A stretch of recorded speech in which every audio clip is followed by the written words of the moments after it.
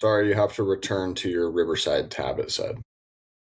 In this video, we're going to talk through the common business constraints that we see going from 0 to 20 million a year in revenue. We're going to talk through how we're helping support our clients move through these phases, as well as some personal war stories from Glen moving through these different phases of business. So if you don't know who I am, my name is Dylan. I'm the co-founder here at STAXX. It's a fractional CFO and accounting firm where we're servicing over 90 clients on an ongoing basis. And I'm here with Glen. I'll let Glen kind of introduce himself and why we're qualified to talk about this. Thanks, Dylan. I joined with the team after founding my own private equity company in Europe. We personally, as owners, walked through this journey of building and growing and addressing each of these constraints along the way. And as such, we've built institutional muscles, systems, processes, procedures that have helped us move through each of these sections. And they've been extremely valuable in teaching and training and sharing those with the customers and clientele of STAXX. And this is a very nice way of just packaging it all up and just having a succinct discussion of what is 0 to 1, 1 to 3, 3 to 5, 5 to 10, and then ultimately onto enterprise. What does that look like? What are the emotional, financial, specific operational steps that you head through in each of them? And hopefully at the end of this, you've have a more illuminating understanding of oh, that's why it feels difficult. That's the rub that I'm experiencing. So that's what we're hoping to share and kind of share a little bit from our experience in doing that. Amazing. Yeah, well, let's start with that 0 to 1 million, getting the dang thing off the ground. Yeah, the primary challenge with this one is it's a double-edged sword. So two sides of the same coin. So oftentimes it's the vision and energy and excitement of the founder which kind of gets the business moving. But it's also the vision, the excitement, and the energy of the founder that constrains the business. Mm-hmm. So it essentially becomes like an extension of the founder. That works great kind of to get a business off the ground and just to kind of push it forward. And particularly around that sort of 0 to 1 million range, you have the ability to sort of juggle a few things. If you have to pay a bill a little bit late, or you have to pay wages or whatever it is on a specific date, you can move things around a little bit because you're not dealing with significant amounts of cash just yet. And so whilst you have a financial constraint, that financial constraint hasn't really materialized at this point. So the reality is you're not using sophisticated accounting systems. You're typically using basic bookkeeping. And as a result of that, you're not really getting information. You're just recording stuff so that you can hand it over to your CPA to do your taxes. And so that dynamic is workable, but at the end of the day, you're not driving or planning, you're just responding and reacting. So, and because of the dynamism of the founder, then often what happens is that they have a tacit knowledge of the way they want things to be done. So there's no documented processes and procedures. And so you're not scaling from a position of all right, here's the SOPs, here's the process and procedures. It's more like, here's people I trust. I'm bringing them into the business. It's not uncommon for us to see cousins and family members and close friends being kind of those that they want to bring into that environment. And they're learning and growing through tacit information sharing. And so the business is doing, frankly, quite well between that 0 to 1 million. But each of these areas of immediate growth start to become points of friction. So where you start to say, I'm starting to not sleep at night because I don't know if I'm going to have cash in the next couple of months. I'm feeling uncomfortable with the financial records that I'm getting because I can't make head nor tails of them. I can't make decisions from them. I'm bringing on a new person and it's completely distracting us from everything because there's no playbook to hand over to them. So, and then frankly, the founder's I'm just running out of time in the day. I'm physically getting exhausted. And they're just spending all of their time doing these. These are all typical constraints at this. And just to be clear, these are launches that get you off 0, but then they're behaviors that hold you back once you hit about 1 million. Yeah. And so, like I said, two sides of the same coin. It's yes, we're away, but I feel I'm slowly getting the life sucked out of me as a founder. Yeah. The most significant impact of this for those founders that are sitting up to 1 million is it starts to go sideways when it comes to the revenue aspect of it. And so what I mean by that is you start to get kind of 1 million and maybe a bit more of 1 million, and then your process and your procedures around your sales process become quite challenging. So that's where, you've come off the ground. And when you've come off the ground, you've typically just hustle on everything. You're doing any work that you can do, and you're bringing it in. You're less selective about that work, and you're just winning to win. As you get past that sort of approach of $1 million, what starts to happen is you increase complexity as opposed to increasing revenue. And so that approach starts to really let you down. That's where it gets really dangerous as a business. And as a result of that, as you've increased complexity, you just increase burnout. And this is where a huge amount of founders just sort of check out. They're like, yeah, look, this is way too much work for the return that I'm getting. And that's really all of those things kind of epicenter in on sales.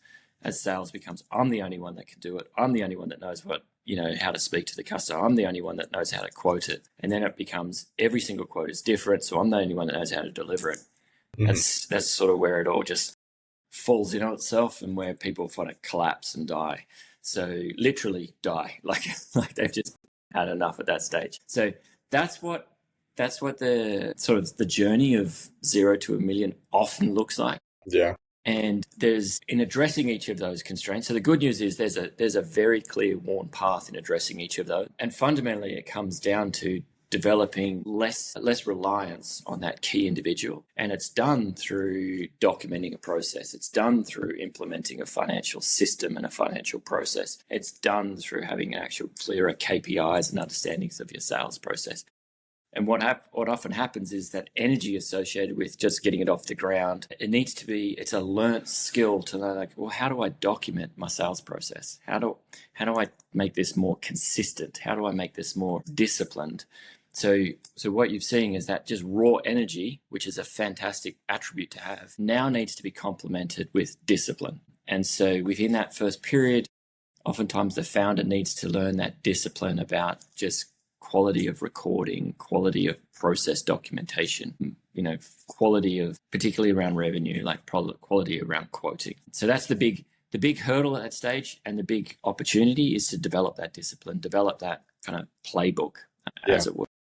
So, totally. Yeah, I think there's a lot of people that are, when you're going 0 to $1 million, you're kind of everything to everyone. You're doing everything for everybody, right? Just trying, which is okay initially because you got to make money, you got to have revenue. But over time, if you don't ever begin to correct that, then as you scale, it becomes way, way, way tricky. And we kind of fell into that too a little bit, right? Like in any given industry or service, there's like all these little branches of little other services you could do for people. But if you're not careful, it becomes really hard, like you said, to make it repeatable, to build systems and processes and teams around it. From an accounting and finance perspective, if you're sub $1 million and you're just even getting the books, like you have somebody helping you with the books and they're getting closed and you're getting P&L and balance sheet, like you're in the top 1%. Like, yeah, like we talk to these people all day, like that is just, a lot of the times it's just getting people compliant in any capacity, right? And then obviously what we do is take it and turn it into a profit center for when you're above $1 million. The other thing that I see a lot, I think, especially for people just starting, I think the vast majority of people that are getting started really underestimate the amount of relentless effort you have to put in to like market your service and product and acquire those first handful of customers. And because most businesses die, like, or never get off the ground because nobody even knows you exist, right? Like they're focused on the wrong things. Like, oh, I got to have all these, because sometimes they focus on the systems too early, even where it's like, oh, the systems, the process, and the logo and the name and like all this stuff that like doesn't really matter. It doesn't really actually drive revenue. Where it's like, no, you need to spend like 80% of your day telling people you exist and trying to acquire a customer. Yeah, understanding your cost of customer acquisition. Like these are like discussions, or lifetime value of your customer. These are discussions where often don't even happen at that stage because your customers are, oh, it's a friend of a friend.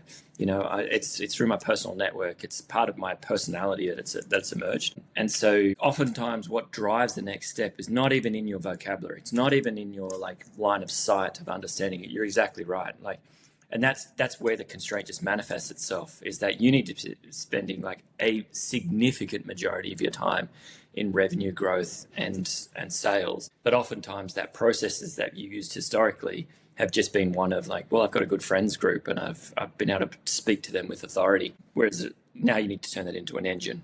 That's a big change. So the 1 to 3 million is an interesting jump as well. And this is where we spend a lot of time with quite a few of the clientele that we work with in STAXX. And the major complexity here is that the mathematics that happen around their business you just start scaling the wrong mass. This is the fundamental constraint of this size, is that you start adding complexity, and all of a sudden you're like, I'm just making my problems bigger. Like, I'm not, like, the reality is people think I'm just going to grow my way out of it. And this is where it goes really south with kind of the 1 to 3 million, is they haven't got the discipline in place. And so they just push harder. They rev up, but they rev up with complexity. And as they rev up complexity, it just compounds everything. The biggest aspect of that is that because you haven't yet got a discipline, like this is the 1 or 2 things that we sell, then that lack of discipline manifests itself in the margin. And so your gross margin starts to erode. And you're like, what is going on here?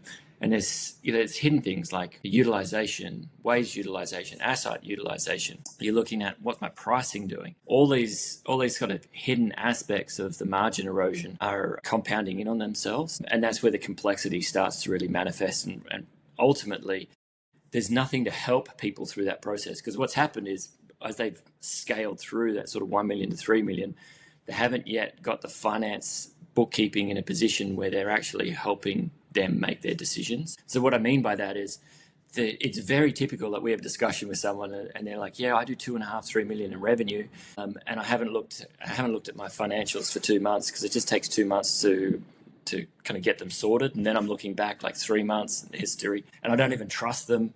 And so you're like, how are you making decisions? Like, it just becomes all of this like intrinsic, informal approach.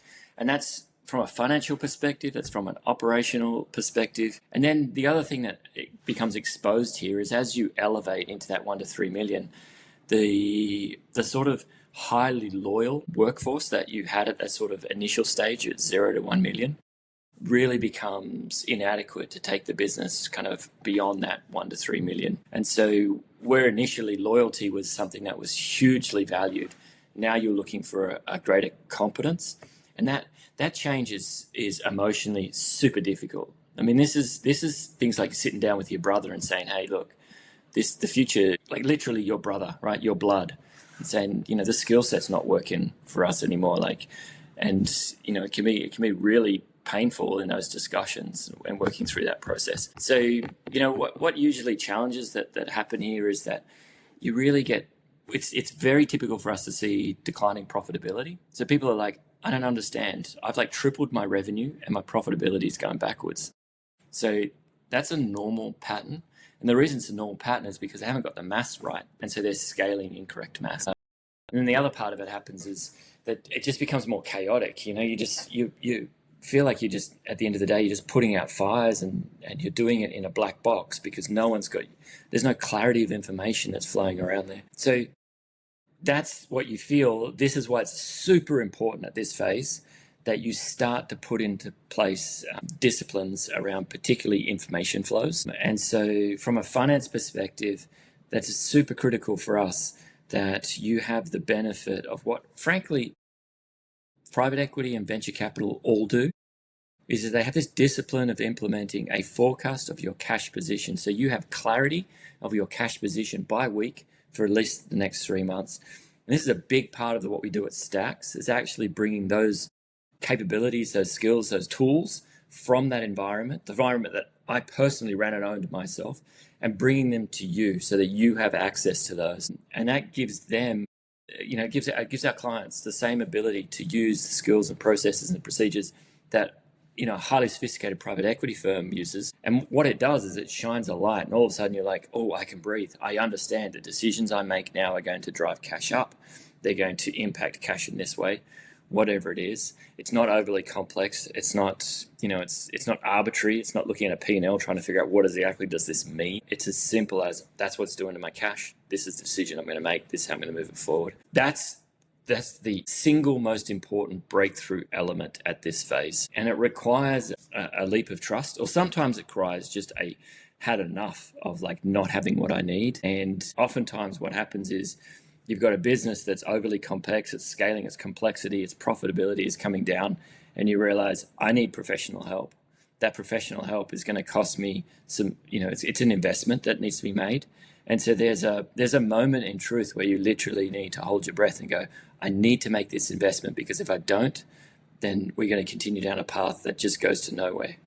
And so a critical discussion that we often have with clients when we're sitting this, when they're sitting this little 1 to 3 dynamic is the emotional commitment to make the decision to move ahead with putting in place these disciplines requires them to take a leap of faith and understanding. And oftentimes what does that is less about, I can see the future is amazing. It's more about just frustration with the current. Like, I can't keep doing this.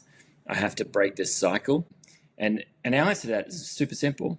Like, every private equity and every VC does this all over the planet. They do it for a reason, because it works. And we've developed and used it ourselves.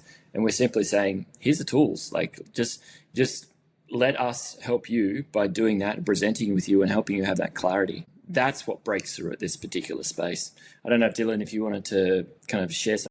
You've had a personal experience of going through this kind of in your... Sure. Yeah, we very, very recently went through this stage. And I think it really, for most people out there, I think the big, from a financial perspective, there's two things that kind of come to mind for me is I think people don't as intimately understand the economics of their business model as deep as they think they do. Right. And that's kind of what you're talking about at the beginning is there's a lot of people that go to scale the company when the math equation behind their business model isn't as favorable as they think it is.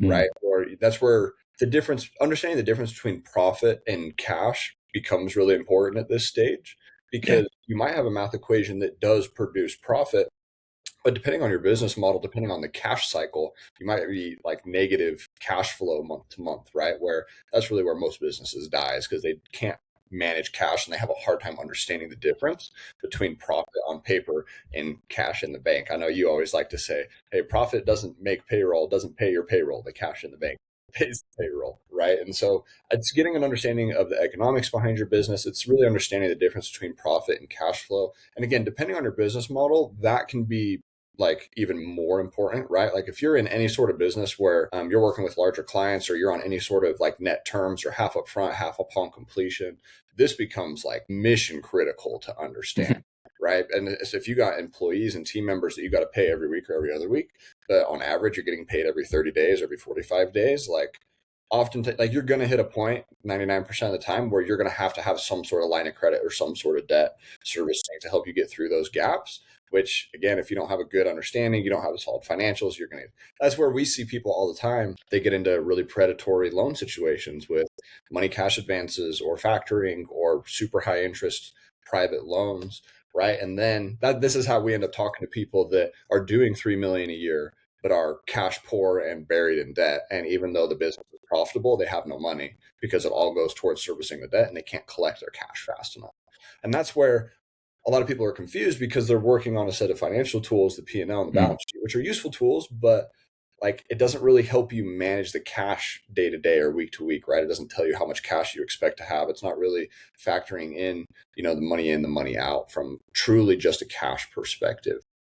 So that's one piece of it. And I think the other thing that kind of, leads into that is, and this was my big takeaway just recently going through this phase, is it's a balance, because oftentimes you don't want to change too many things. You want to like double down on what's working. You want to do it better. You want to do more of it. But there is certain things that, when you're, especially if you're going through these phases fast, like if you go from 0 to 2, 3, 4 million, like within a year or two, like oftentimes what I experienced is what made sense for the business economically 60 days ago, sometimes even 30 days ago, now doesn't make sense anymore, right? Because if you're a really small team and you as the founder are still in the service delivery, like your pricing 60 days ago, that pricing might have made a lot of sense and you might have been at the gross and net margin that you wanted to be. But now you bring in leadership, you bring in the higher level talent, which you should do, because better product, people stay longer, people talk about it if you have better people delivering. But from an economics perspective, that pricing that you had 60 days ago might be killing you now because you've added salespeople, you've added management, or whatever it might be. So you want to double down on what's working really well and do more of it, do it better. But then there's certain parts of the business where you're like, oh man, we just went through some big changes in 60 days because we're moving really fast. And that piece specifically needs to be updated to reflect the current landscape of the company. And if you go too long without updating certain things like that, that's where you end up in a situation where, you've grown the business from a revenue standpoint, but you're taking home the same amount of money you were when you were a third the size personally. Right. Yeah. So those are kind of the big things that stand out to me in that stage. I think the one thing, outside the accounting and finance is having at least one like really predictable lead source in terms of Mhm. like hiring new business where, 0 to 1 million, like you said, you're probably getting a lot of referrals, probably a lot of warm leads just through your network. Maybe you have one channel that you're starting to work. You get to 1 to 3 million, want something a little bit more sophisticated, ideally, where it's like, okay, we at least know like we're really great at paid ads and we're going to keep getting leads through paid ads or cold email or content or whatever Yep. it might be. But you want some sort of somewhat predictable client acquisition channel, a bit of a more formal sales process, like you mentioned, those sort of things. Yeah. That makes sense. The next big jump is at 3 to 5 million. This one I find particularly fascinating because this requires a wholesale change in culture where you go from like a strictly entrepreneurial environment to a more, and frankly, a bunch of founders hate this, but you've got to go corporate. And so what happens is you get these sort of founders that get in an environment, and they're like, no, we're never going corporate. We're going to resist that at all costs. Yeah, exactly. So but as you transition from that 3 to 5 million, you need structure. So you need to bring people into your organization, which intentionally will run against the cultural vein. What I mean by that is they will sit there and say, "What's our assigned responsibilities?" And all the founder will be thinking is, "Just get the job done." Like literally, we'll be like banging skulls together. And then you're intentionally injecting into these organizations people that are sitting there saying, well, what swim lane are you sitting in? How do we solve this problem? And frankly, it can be extremely frustrating for founders to go through that process. But the reality is, what if they don't do it? What happens is they end up with like founders that have like 25 direct reports, which is just insane, right? Or founders just getting frustrated because they're like, I'm working from like 6 a.m. in the morning to 6 p.m. at night in meetings. I can't even start my day job until after dinner. And it's just because there's just no structure within that process. And so this 3 to 5 million is all about structure. And so that works, that's the primary constraint that's happening in there. The other thing that's happening is that you're now at a size and scale where working capital is materially adjusting the cash balance.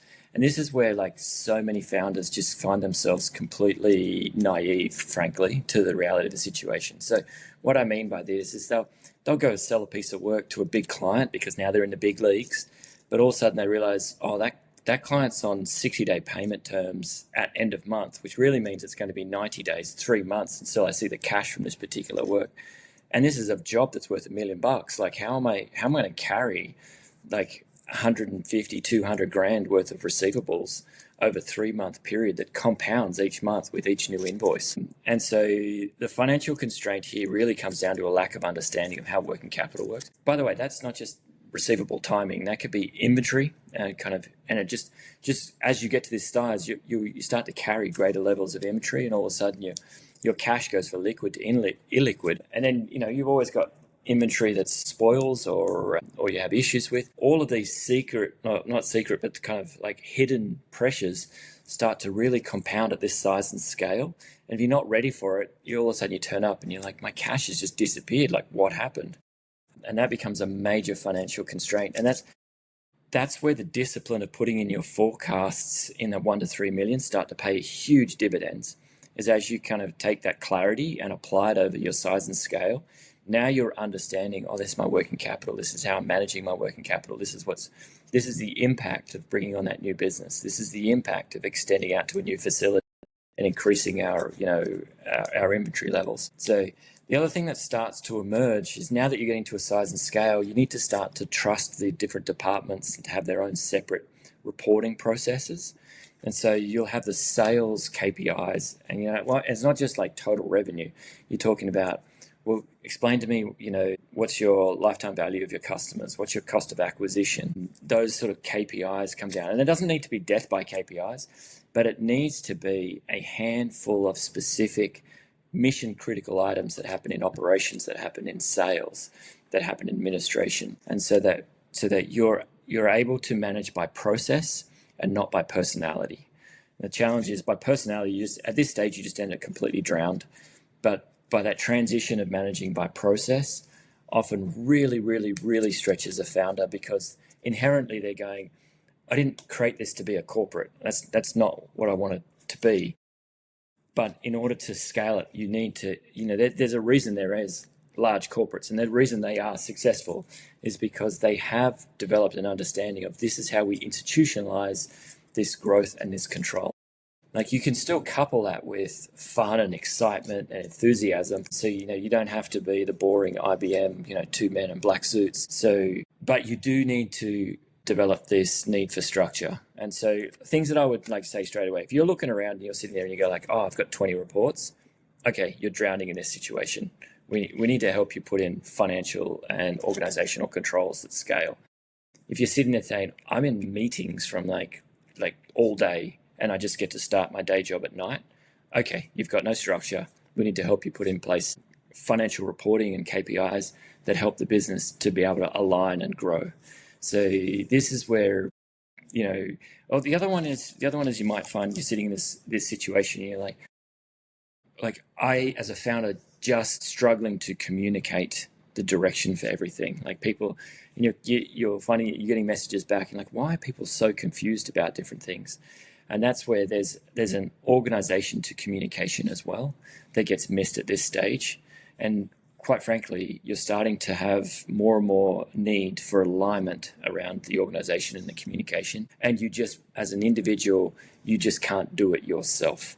So it doesn't start to go sort of off the rails with communication just there, but you'll start to notice why are they doing it that way? Why do they, you'll start to notice that you can't, by sheer will of personality, communicate across everyone. So it needs to start to be institutional communication that's bolted down through processes and procedures. It's bolted down through documentation. It's bolted down through like decision matrix. Again, if you're at this stage and you're like, everything's flowing up to me to make decisions. My Slack channel looks like an absolute disaster with everyone just going everywhere. Like these are key indicators that in this phase you've lost control. You need organization, and that organization means delegation to particularly key individuals. As a rule of thumb, you shouldn't have once you're getting like 7 or 8 direct reports, then you're getting to the point where you need to split and you have more control. You should definitely not have like 2 or 3. That's completely inefficient and you're wasting money. But on the other side of it, you shouldn't have I've heard of some people having like 22 direct reports. Like you just can't operate it that way. Like it just doesn't work. And that's like, frankly, a sign of a control maniac. And that just is constraining and stopping their business from growing. At this stage, you really just need to make a decision whether, do I want to be a control maniac or do I want to be rich? And one of those can be true, but not both of those. So you've had some experience here as well. I got some thoughts here for sure too, because we're actively going through this phase. Is kind of where we're at as a company. One thing that I want to mention that I don't think you touched on is you should see your data sophisticate in this stage. Like you have enough different data points across different departments where you should start getting a little bit more sophisticated data points around your sales and your marketing and your fulfillment, things of that nature, right? Like you said, it should be your sales metric shouldn't just be like, okay, how much cash should we collect? You should have a better understanding of your show rate and your close rate, things of that nature, total like cash collected per booked call, things like that. I think from a financial perspective, yeah, you definitely, like you mentioned, see the fruits of having a forecast in place and operating take off an immense amount of stress, because now when you're at this phase of business, the numbers are not quite as small anymore, right? Like you're working with material amounts of numbers. So when you're making a decision on buying a new piece of equipment or hiring, a new cohort of whatever type of employees or whatever it is, or scaling your ad spend, whatever it might be, if you don't have a forecast in place or you don't have sophisticated data, you really are working off of a gut feeling and working off of what your bank balance says, which, to be fair, can totally get you to $1 million a year. Like it can. We see it all the time. Sometimes even 2 or 3 million. But the larger you go, you'll feel that starts to get pretty irresponsible, where it's like, man, like I'm really rolling the dice here. And we can just remove that, because that's stressful, right? Like we can just increase confidence around decisions by having, the right financial tools in place. I would also say, and some of this is industry specific, but I think a lot of companies here too need to be way more focused and dialed in and intentional around their AR and AP. like how they invoice people and how they collect cash and how they go about collections. I think that's something we do really, really well here and that we're really on top of. And even for us, where we're like service-based, people pay us, at the beginning of the month and then we do the work. Like we have every conceivable way of collecting cash reliably in place at STAXX. And it still happens, right? Like payments bounce, things happen where you maybe aren't always collecting the amount of cash that you thought you were going to collect. So if you're in a company, especially that's working on terms, you have a lot of employees at this level of business, a couple of people paying you 45 days later versus 30 days can be the difference between like there's no money in the account or we're still good. You also should have some sort of reserve at this point in the business. If you're operating as an accordion where all this money comes in and then you pay down the credit cards and the loans, and you pay all your people, and then you pay yourself a tiny bit and then you're back at zero, you're operating irresponsibly at that stage. Like you're a couple million a year, like there has to be a reserve account. I would implore people to start putting a little bit into a business reserve account earlier on, but especially, if you're 3 to 5 million and there's nothing in a business savings account, there's something wrong there and that needs to be fixed. And then the last thing I'll mention in this stage, because this is exactly what he's talking from experience of what we've done in our company, is bringing in better talent. So Glenn said, hey, you don't want to have like a bajillion direct reports. Well, how do you do that? You hire really freaking good people that are better than you at the thing, right? Like our director of accounting at STAXX is 10 times the accountant that I am, And so it's like, okay, I trust him. And my business partner, Alex, trusts him to own that department where he has full ownership over it. Same with our director of CFO services. He's been there and done that a million times, right? Like we can trust them to run those departments. So in order to get it to where you don't have a gazillion direct reports, you have to, like, you're not paying someone $4,000 a month to be the director of a department, right? Like you got to start paying your people the right way and get some really, like, you got to upskill your talent at this stage is what I would say. But one of the best things that we've ever done at STAXX is bringing in some of those people that have a love for governance and systems and processes. Because me and Alex, just quite frankly, aren't very much like that, right? We're entrepreneurial. We want to go. But we bring someone in from, big public accounting that has all the licensure and like was in a highly governed, position. I mean, he's just brought so much structure overnight. I mean, he's been here 3-4 months and like our business is totally different. Like everyone knows exactly what they're supposed to be doing. Everybody knows exactly what the escalation path is. And the awesome thing is the escalation path isn't immediately me or Alex, right? It goes to this person, then it goes to this person, then it goes to this person. And then if they need to pull me and Alex in, they pull us in, right? So those are some of the things that we've experienced at this stage. And it's been fun. They're fun bottlenecks to address and get through. I agree too. You need to have a great understanding of your CAC at this stage. Like how much does it cost you to acquire a customer? And understanding the math equation behind I sit a little more on the sales and marketing side. So this is what I'm a little more in tune with, but like really like, okay, how much cash do we need to outlay to acquire a new customer? Right. And kind of turning the client acquisition into a math equation. And if you're in a service-based business from a paid ads perspective on Meta, like it's almost always going to be between it's going to hover around $3,000, $2,000 to $4,000, like 99% of the time. So just having an understanding of that, where it's like, okay, I put this much in, I'll get this many calls, I should get about this many clients. It kind of turns it into a little bit more reliable of a math equation on, the client acquisition side. Yeah. This next phase, going from like 5 to 10 million, is a super interesting phase. And this is one where it's about decisions. There's no right or wrong to this one. It's just that you have to make a decision. And so what happens between 5 to 10 million is you need to decide whether you want your business to be a lifestyle business or an enterprise business. Again, there's no wrong answers here, but you just need to, you can't sleepwalk into this. You need to make a decision. And it's perfectly acceptable to say, hey, I just want to run a business at this size and scale, which will give me what I need for my life, right? And so it's like, great. And there'll be different decisions you'll make to one that says, no, I'm here to blow this out of the water. We're going to push this as hard as we can. And this is the time phase in which you make that, is when your business is kind of blown past 5 million, but not yet hit 10 million, is you're having that clarity of understanding. The other thing that happens in doing that is that you need to be introspective and look at yourself. Am I going to be the executive here, or am I going to be the operator? And so what happens is that there's an elevation in leadership sophistication that happens at this point. And the people that do phenomenally well are very unique in that they've been able to transition from operator to an executive, or they've had the humility to say, I don't want to be an executive. I actually like, doing something with the operations. I like being the operations man or whatever it is, and bringing in someone they trust to do that executive function. This is a really, like I said, there's no wrong answers here. It's just all about just clarity of this is where we want to sit and what I want to do within that process. So oftentimes the kind of the major discussion happening here is around that clarity was what is the founder's identity? So what starts happening, to give you an idea, is you get to this stage and people start, they don't, the people in the organization aren't rushing to the founder anymore for all their answers.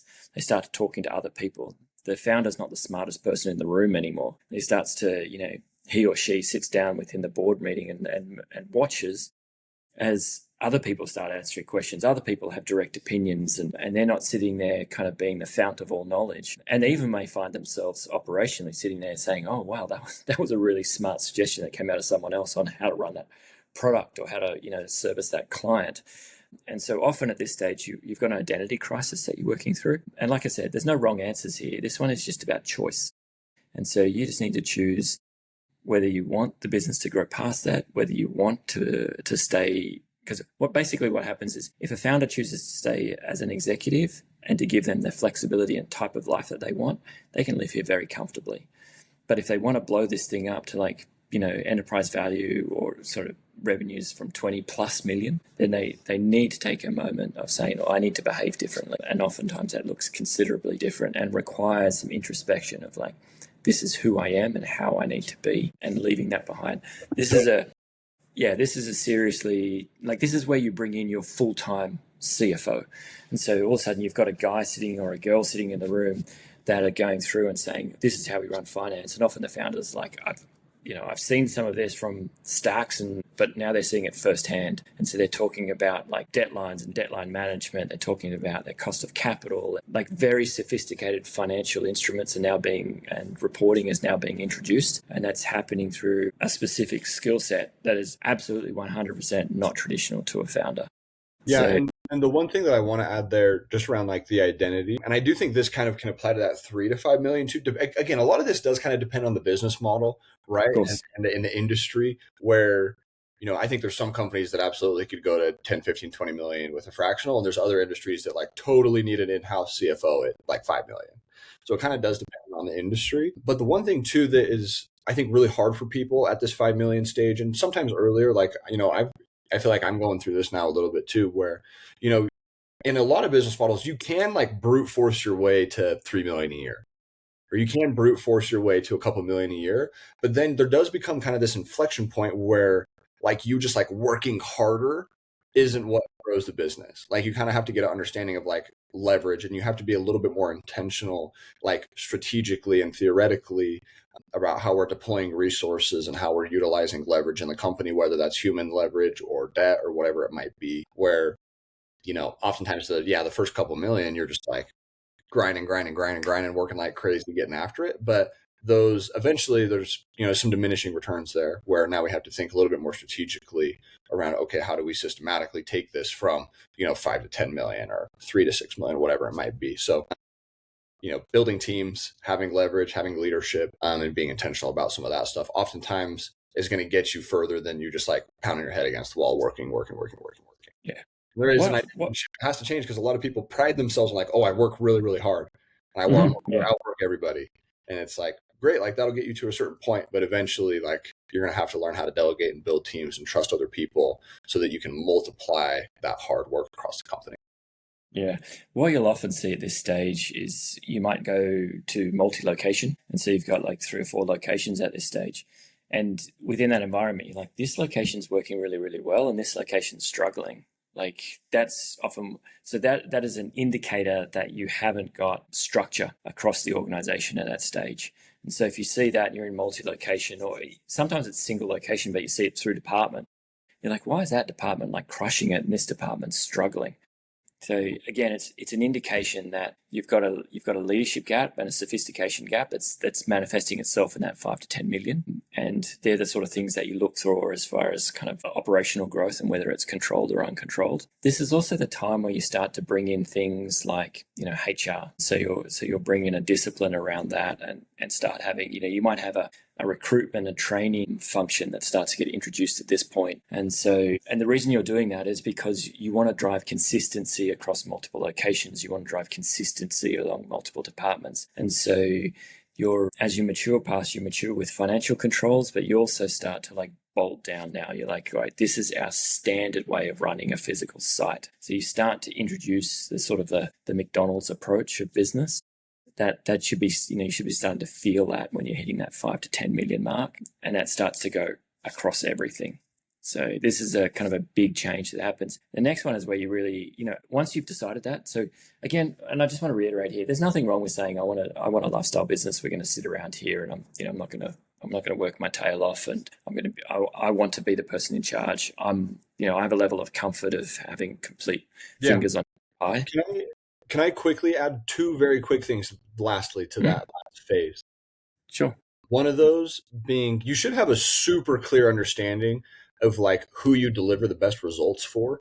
You should be out, and I potentially even earlier than this, but it should be crystal clear who your ideal client is, what type of attributes and traits they have, and how you're able to drive results for that specific person. It should the deliverables that you're doing for people, the services should be a bit more productized and specialized at this point, typically. And then from an accounting perspective, depending on industry, very common to start seeing internal bookkeepers, staff accountants here at this stage, because there is more of a need to be really dialed in on AR, AP, collections, payroll, things of that nature. And then that's where kind of a company like ours does some of the categorizations, reconciliations, and CFO stuff. But it's very common to have someone internally, and oftentimes they can kind of double as that HR person, depending. But very normal to have some sort of internal financial help at that stage as well.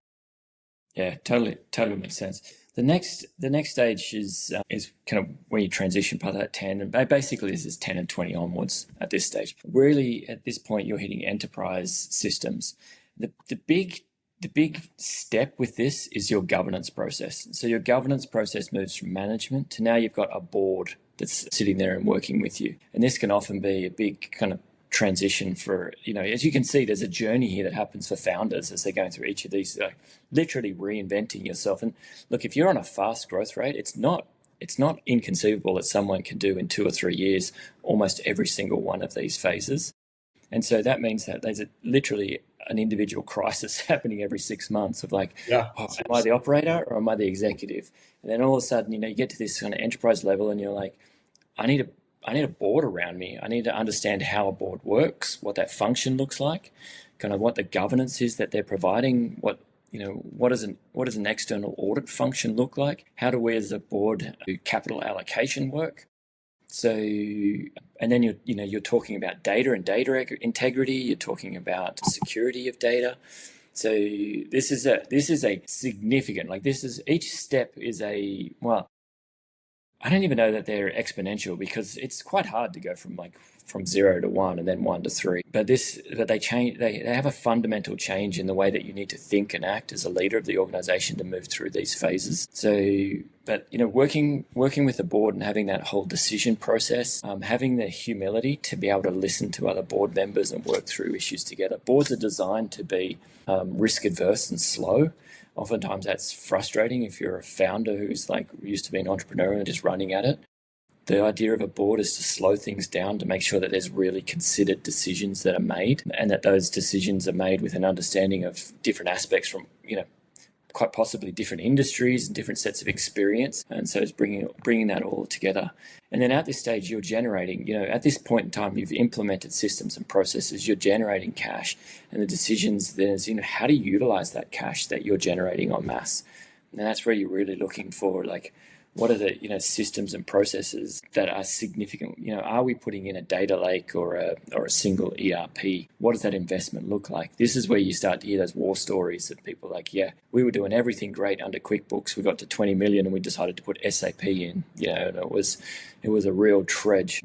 But there is a reason people go through that dynamic, is because as a business gets to this size and scale, it needs ERPs, it needs data lakes in order to be able to manage the systems around it. And they can often be quite painful transitions. It also fundamentally changes your relationship with banks. Now rather than kind of talking to a retail bank about your line of credit, at this size and scale, it's quite possible that you're running, private processes and that you've got individual people placing, bond or bond-like instruments within your business, preferred equity or other different kind of instruments. And so that creates a whole change within the level of sophistication. And ultimately, at this point, there's executive management that are, as you're elevating your skill set each time, you're now getting into an environment where you're sort of past the 10 million mark in revenue, that you're actually bringing in people that are trained and skilled in how to administer. And this can be a challenging dynamic as well, because oftentimes they need to learn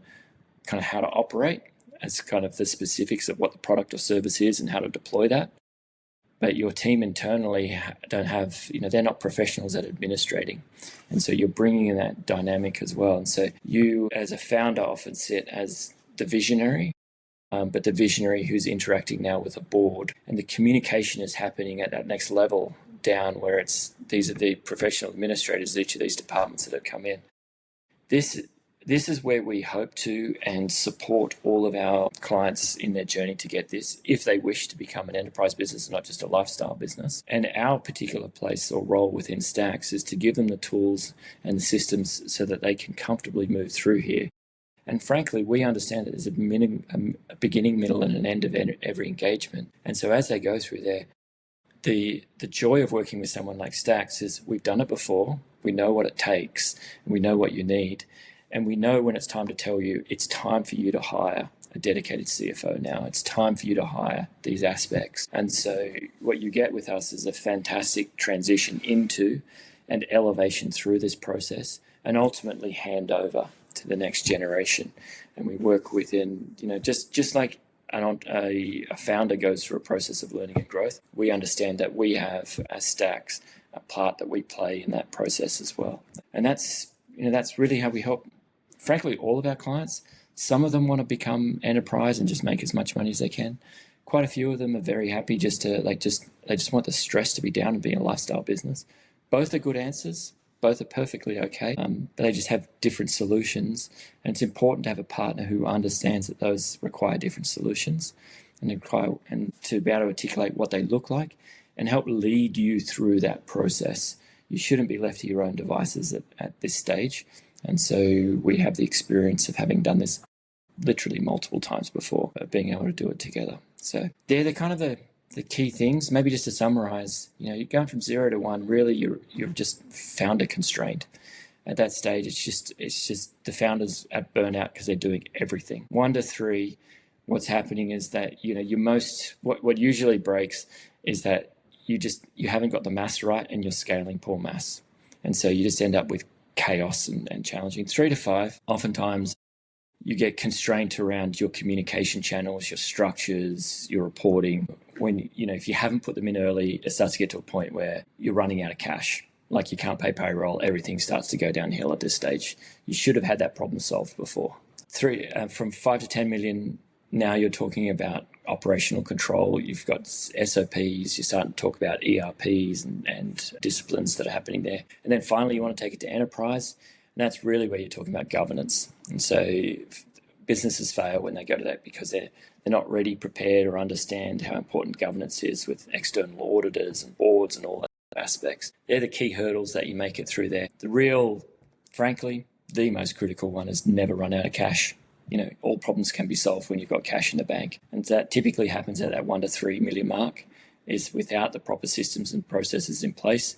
All of a sudden you wake up and you're like, I can't make payroll this week. Unacceptable. STAXX is here to make sure that risk is completely managed. That is the thing that we bring to the table on day one, is how do we forecast and manage our cash position so that there's never those surprises. Everything else, frankly, you've got time, you can address, you can work your way through. But if you've got no cash, it's not going to work. Yes. Amazing, Brad. Well, appreciate you taking us through these different stages. I've personally been through a bunch of them, but you've been through all of them multiple times. Yeah. Appreciate you bringing your expertise to the table. And what's the hardest one? Last thing we'll end with. What's the hardest one in your opinion?